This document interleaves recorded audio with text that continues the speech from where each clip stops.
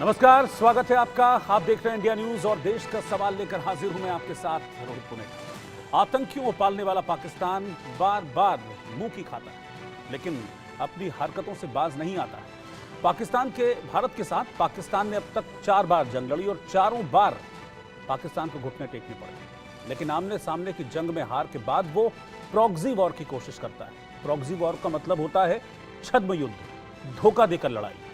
घुसपैठ में आतंकियों की मदद करता है, भारत के खिलाफ साजिश रचता है, जम्मू कश्मीर को अशांत करने की कोशिश लगातार करता रहता है। लेकिन आज प्रधानमंत्री मोदी ने आतंकिस्तान को आखिरी अल्टीमेटम दे दिया है। ऑपरेशन विजय के 25 साल पूरे होने पर करगिल पहुंचे पीएम मोदी ने आतंक के खिलाफ हुंकार भरी। आतंक के आकाओं को दो टूक कह दिया कि उनके मंसूबे कामयाब नहीं होने वाले। आतंकवाद को हमारे जांबाज पूरी ताकत से कुचल देंगे। वहीं पाकिस्तान को प्रधानमंत्री मोदी ने उसके अतीत की भी याद दिलाई, जब 1999 में पाकिस्तान ने घुसपैठ की कोशिश की थी, भारत के खिलाफ साजिश रची थी, लेकिन भारतीय सेना ने अदम्य शौर्य और साहस का परिचय दिया था और पाकिस्तानियों को करगिल से खदेड़ दिया था। और अब जब पाकिस्तान आतंकियों के सहारे प्रॉक्सी वॉर छेड़ने की कोशिश कर रहा है, तो सवाल है कि क्या जंग ही पाकिस्तान का इलाज है? और क्या पाकिस्तान का ये इलाज सिर्फ प्रधानमंत्री मोदी के ही पास है? आज इसी मुद्दे पर हम चर्चा करेंगे, लेकिन इससे पहले आप सुनिए पीएम मोदी ने, प्रधानमंत्री मोदी ने करगिल से आज कैसे पाकिस्तान को अल्टीमेटम दिया। अतीत में जितने भी दुष्प्रयास किए उसे मुंह की खानी पड़ी है, लेकिन पाकिस्तान ने अपने इतिहास से कुछ नहीं सीखा है। वो आतंकवाद के सहारे, प्रॉक्सी वॉर के सहारे अपने आप को प्रासंगिक बनाए रखने का प्रयास कर रहा है। लेकिन आज जब मैं उस जगह से बोल रहा हूं जहां आतंक के आकाओं को मेरी आवाज सीधे सुनाई पड़ रही है, मैं आतंकवाद के इन सरपरस्तों को कहना चाहता हूं कि उनके नापाक मंसूबे कभी कामयाब नहीं होंगे।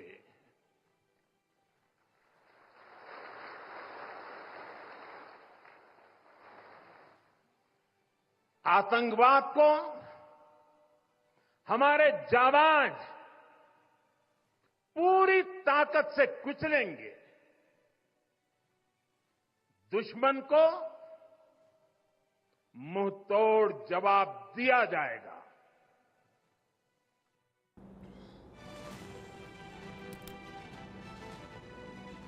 तो आज मौका था शौर्य का, आज मौका था हमारे सेना के जवानों के अदम्य साहस का। 25 साल पूरे हुए हैं करगिल की लड़ाई को जीते हुए, जहां पाकिस्तान को नाकों चने चबा दिए थे भारतीय सेना के जवानों ने। आज इसी दिन, इस मौके पर प्रधानमंत्री मोदी ने करगिल पहुंचकर पाकिस्तान को सीधे तौर पर चेतावनी दी है कि वो ये जो प्रॉक्सी वॉर कर रहा है, जो छद्म युद्ध कर रहा है, बार बार आतंकियों की घुसपैठ कराता है, बार बार आतंकियों को घुसपैठ करने में जो पाकिस्तान मदद करता है, या तो बाज आ जाए या फिर सख्त कार्रवाई होगी अब हिंदुस्तान की तरफ से। मेरे साथ कुछ खास मेहमान जुड़े हुए हैं, मैं उनको इंट्रोडक्शन कराऊंगा और फिर हम एक चर्चा करेंगे। मेरे साथ major general retired J K. Bansal साहब हैं और मेरे साथ colonel retired T P. Tyagi sir, जो कि करगिल वॉर के वेटरन हैं। आप दोनों का बहुत बहुत स्वागत है सर साथ में जुड़ने के लिए।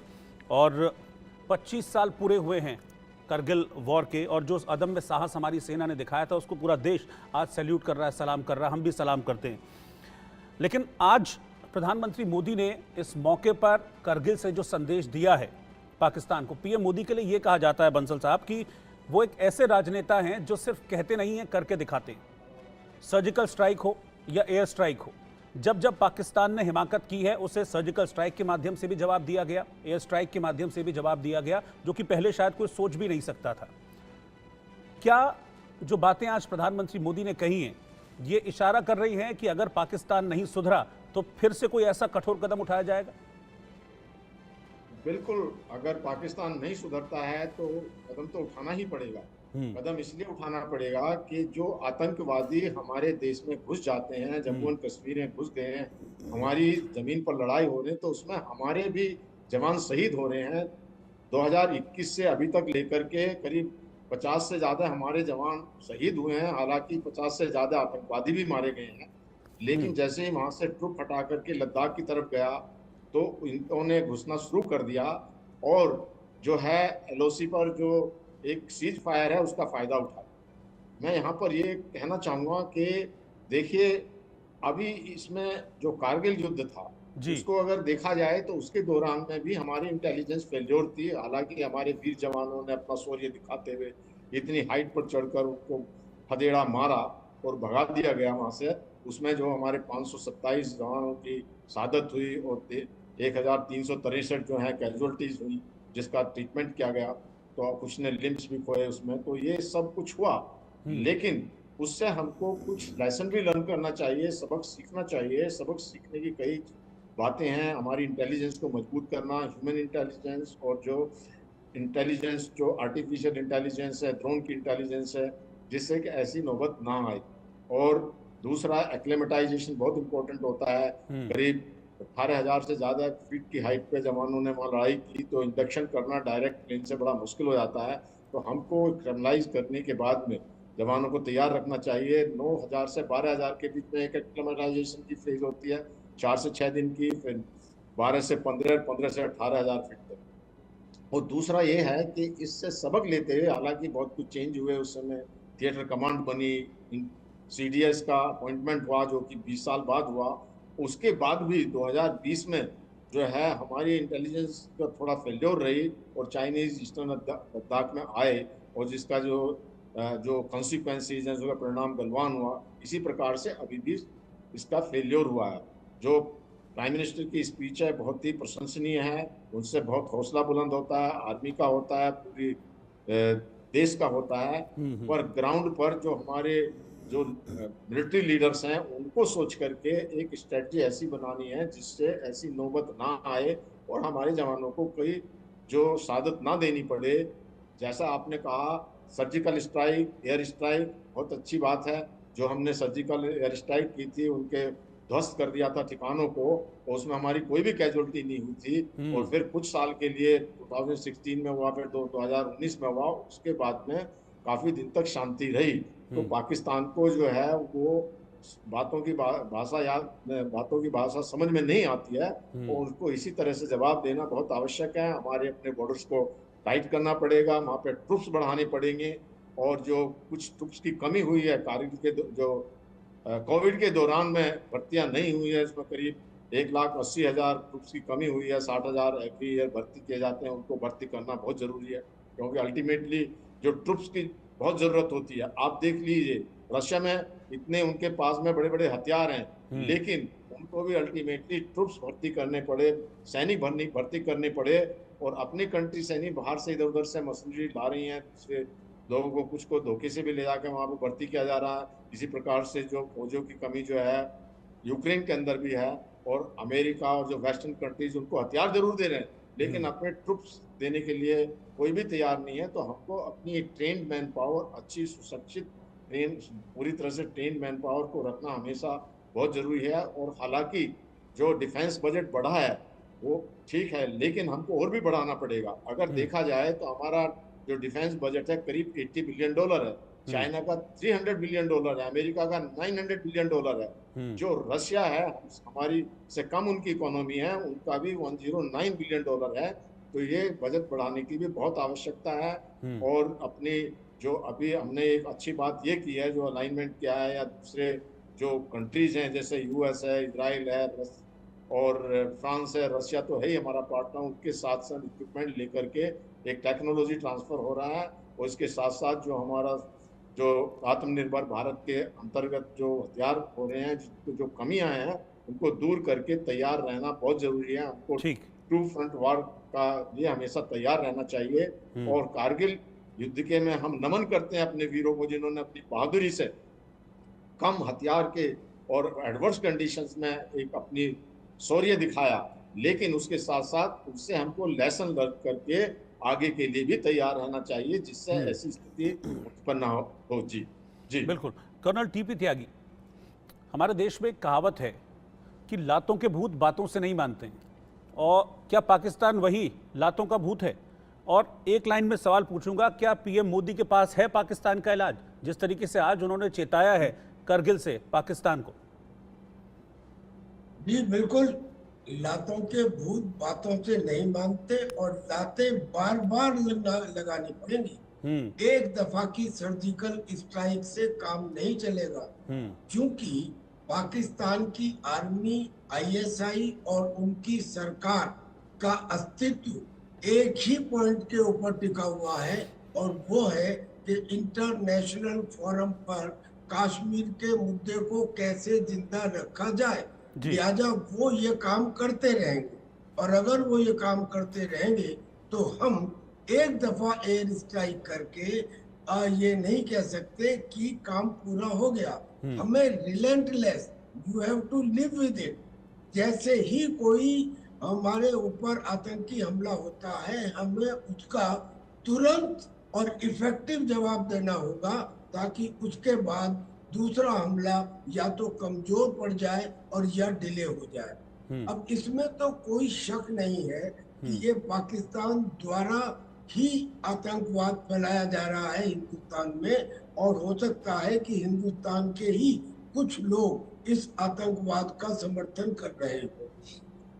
और पाकिस्तान जो इनके आतंकियों के पास से हथियार पकड़े गए हैं, चाहे उसमें M4 कार्बाइन हो जिसमें स्टील बुलेट है, जो बुलेट प्रूफ जैकेट को भी पियर्स कर देती है, या उनके पास माइक्रो सैटेलाइट फोन हो जो चाइना के बने हुए हैं, केवल 5 किलोमीटर उसकी रेंज है, यानी कि उनको इंटरसेप्ट करना मुश्किल है, या थर्मल इमेजिंग डिवाइसेस हो या नाइट विजन डिवाइसेस हो, इन सब से वो लेस है। तो ये पाकिस्तान से समर्थित तो है। और अब जो आतंकी हैं वो होम ग्रोन नहीं है, वो बाहर के फॉरेन आतंकी हैं। लिहाजा अब इनका फैसला, इनके खिलाफ एक्शन लेना है। क्यों सर, क्या हम तुरंत एक्शन नहीं ले सकते?